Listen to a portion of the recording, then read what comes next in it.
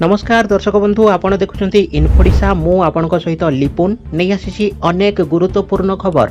तेबे आसंतु खबर अभियान आरंभ करिबा। भुवनेश्वर मेट्रो रेल प्रकल्प नै बड़ सूचना देले आईन मंत्री पृथ्वीराज हरिचंदन। राजधानी रे अंडरग्राउंड हेबो मेट्रो, माटी तले चलिबो मेट्रो। भुवनेश्वर रे जेभଳି दिनकु दिन भीड़ नियंत्रण बाहर को जाउछि सेही भीड़ कमाइबाकू राज्य सरकार बड़ प्लान करिसंती। सेथिपई अंडरग्राउंड हेबो भुवनेश्वर मेट्रो रेल प्रकल्प। 2025 सुधा पटिया सीआरपी नुआ रोड रु अवरोध हटी काम सरिबो। 2027 सुधा भुवनेश्वर रिंग रोड काम भी शेष हेबो। आचार्य विहार रु पटिया को नुआ कनेक्टिविटी रोड हेबो। एबे राज्यर विभिन्न स्थान रे लागी रही वर्षा। एही वर्षा पाग आगामी 7 दिन पर्यंत जारी रहिबो बोली आशंका करिछि पाणीपाग केन्द्र।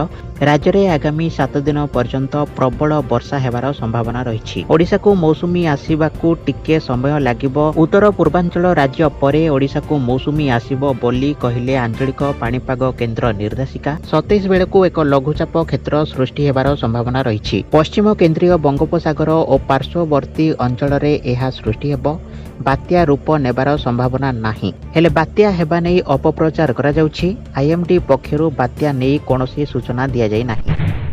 कर्मचारींको पाई ग्राम्य उन्नयन विभागर कड़ा निर्देश जारी होइछि। संध्या 5:30 पूर्व ऑफिस छाड़ी पारिबेनी कर्मचारी। सकाळ 10टा सुधा ऑफिस आसीबे कर्मचारी। संध्या 5:30 परे घर को जिबे कर्मचारी। अति कम रे 7.5 घंटा ऑफिस रे उपस्थित रहिबे। समस्तंकर बायोमेट्रिक उपस्थान बाध्यतामूलक। रथयात्रु नीलाद्री विजे मध्य सरिब रत्न भंडार मरामती काम। एने सूचना देइछंती आईन मंत्री पृथ्वीराज हरिचंदन। ठाकुरंको चापखेड़ पाई एबे मरामती काम बंद रही। ठाकुर रथ को आसिले मरामती काम आरंभ हेबो एवं संपूर्ण हेबो। अन्यपटे 3 रथर 36टी चक निर्माण शेष होइछि। एहा सह 14 नाहक चौपट कार्य आरंभ होइछि। चक तुंबरे सिंगड़ा बाड़िया शेष होई सिंगड़ा कटा परे और मुखसाल शेष होइछि। एहा सह पईबिंध कार्य भी शेष पर्याय रे पहुंचिछि। आज पई संजोग सह पई कळसा कार्य हेबो। तेबे दर्शक बंधु खबर अभियान को आज पई एठी रखिबा। पुणी देखा हेबो आउ एक नुआ वीडियो रे। से पर्यंत विदाय दियंतु। रहउछि नमस्कार।